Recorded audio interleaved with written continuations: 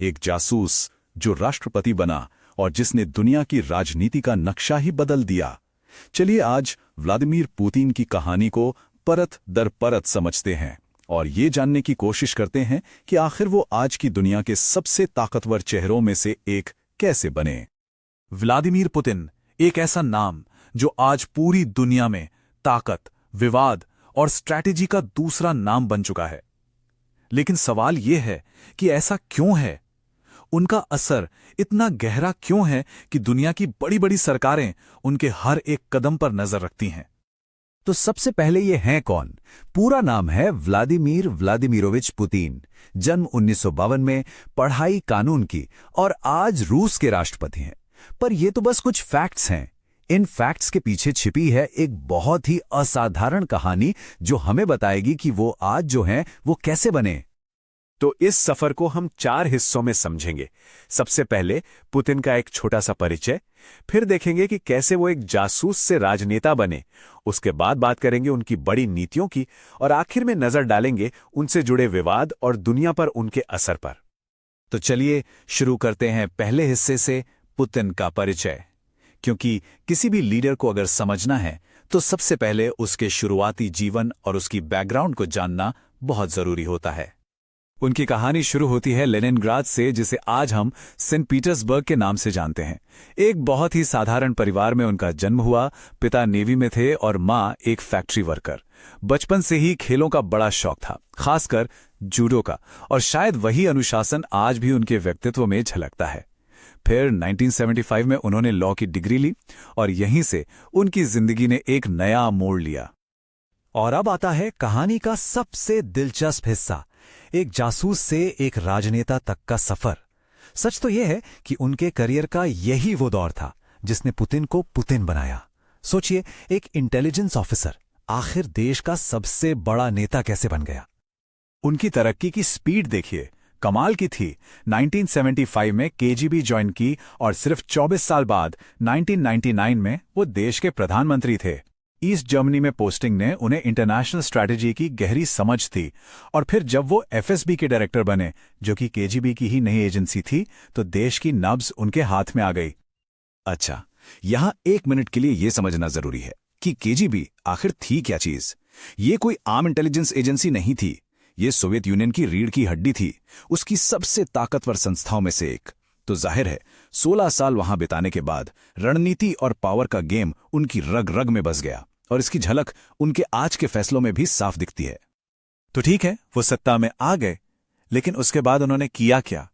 चलिए अब नजर डालते हैं उनकी सबसे बड़ी नीतियों पर, जिन्होंने आज के रूस की शक्ल तय की। सत्ता पर पकड़ बनाए रखने का उनका तरीका भी देखिए, काफी दिलचस्प है।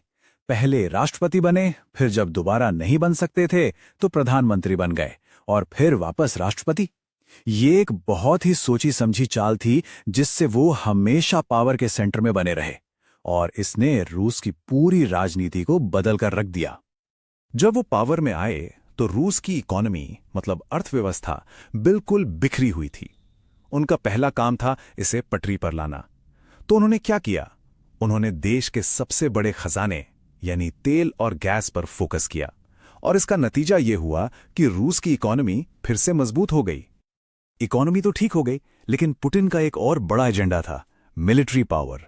उन्होंने रूस की सेना को पूरी तरह से मॉडर्न बना दिया और फिर चाहे 2014 में क्रीमिया का विलय हो या सीरिया और यूक्रेन में दखल, इन सब से उन्होंने दुनिया को एक सीधा मैसेज दिया कि रूस वापस आ गया है और वो भी पूरी ताकत से। उनकी फॉरेन पॉलिसी को देखें तो एक पैटर्न साफ दिखता है।